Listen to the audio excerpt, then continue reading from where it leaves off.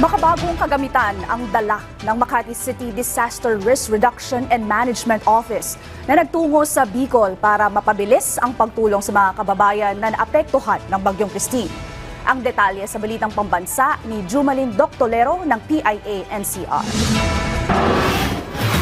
Tumulak noong nakaraang linggo pa Bicol ang mga tauhan ng Makati City DRRMO, bitbit ang ilang makabagong kagamitan para sa mabilisang relief and rescue operation.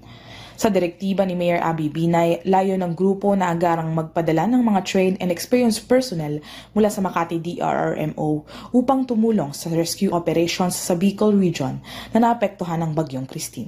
Ayon kay Mayor Binay, mahalaga ang mabilis na pagtugon sa mga ganitong sitwasyon. Nasa 27 na tauhan ang unang na-deploy ng Makati kasama ang kumpletong kagamitan para sa water search and rescue. Dala ang mga rubber boats, steel boats, high-angle search and rescue equipment at mga personal protective equipment.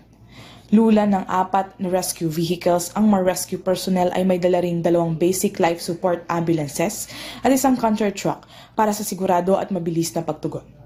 Tumugon din ang Makati Rescue Team sa mga bayan ng Lemery at Cuenca sa Batangas.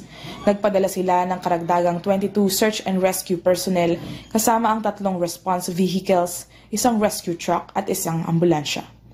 Idineploy din ng grupo ang isang mobile kitchen na naghatid ng mainit at masustansyang pagkain sa Cuenca, Batangas. Mula kahapon, nasa mahigit 149 individual na ang na-rescue mula sa munisipalidad ng Milaor at Gainza. Nagpadala rin ng Makati ng 899 food packs at 1,000 water bottles para sa evacuees ng Talisay, Batangas. Siniguro rin ni Mayor Abby Binay na handa ang kanilang mga tauhan na makipagtulungan sa lokal na pamahalaan upang mabilis na makatulong sa mga kababayan nating nangangailangan. Mula sa PIA-NCR, ito si Jumalyn Doctolero para sa Balitang Pambansa.